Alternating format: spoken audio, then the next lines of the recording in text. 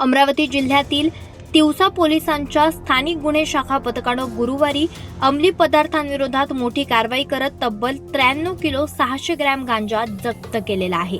या कारवाईत सुमारे 23,72,000 रुपयांचा मुद्देमाल हस्तगत करण्यात आलेला असून बोलेरो वाहनासह एका आरोपीला ताब्यात घेण्यात आलेला आहे।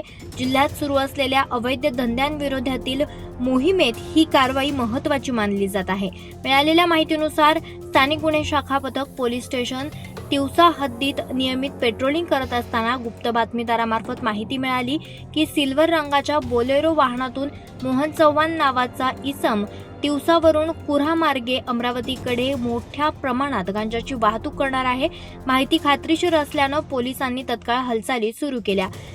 NDPS कायद्याच्या SOP नुसार संपूर्ण प्रक्रिया राबवत राजपत्रित अधिकारी, शासकीय पंच, त्याचबरोबर वजन काटेवाला तसेच फोटोग्राफर यांना सोबत घेण्यात आलं। त्यानंतर तिवसा कुऱ्हा मार्गावरील शेंदूरजना बाजार परिसरात सापळा रचण्यात आला। काही वेळातच मिळालेल्या माहितीप्रमाणे विना क्रमांकाची सिल्वर राखाडी रंगाची बोलेरो वाहन तेथे येताना दिसून आली। पोलिसांनी वाहन अडवून चालकाची चौकशी केली असता त्यानं आपलं नाव मोहन मनदेव चव्हाण, वय वर्ष 28, राहणार मांजरी म्हसला असं सांगितलं। वाहनाची झडती घेतली असता त्यामध्ये 5 नायलॉन कट्ट्यांमध्ये भरलेला गांजा आढळून आलाय। वजन केल्यानंतर या गांजाचे एकूण वजन 93 किलो 600 ग्रॅम इतके निघाले। जप्त करण्यात आलेल्या गांजाची किंमत अंदाजे 18,72,000 रुपये असल्याचं पोलिसांनी सांगितलंय। याशिवाय वाहतुकीसाठी वापरण्यात आलेले बोलेरो वाहन 2 नंबर प्लेट असा एकूण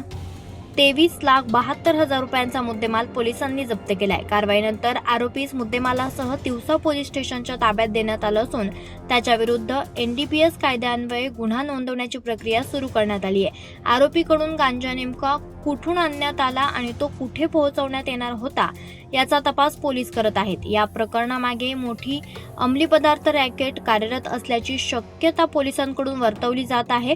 जिल्हा पोलीस अधीक्षक निकेतन कदम यांनी पदभार स्वीकारल्यानंतर अवैध धंद्यांविरोधात कठोर भूमिका घेतली असून अंमली पदार्थ तस्करी, अवैध दारू आणि गुन्हेगारीवर विशेष मोहीम सुरू आहे।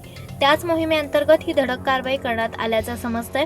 ही कारवाई पोलीस अधीक्षक निकेतन कदम यांच्या आदेशानुसार अप्पर पोलीस अधीक्षक दत्ता तोटेवाड तसेच चांदूर रेल्वे उपविभागाचे उपविभागीय पोलीस अधिकारी अनिल पवार यांच्या मार्गदर्शनाखाली करण्यात आली आहे। स्थानिक गुन्हे शाखा पोलीस निरीक्षक किरण वानखडे यांच्या नेतृत्वात पथकानं ही यशस्वी कारवाई केली आहे।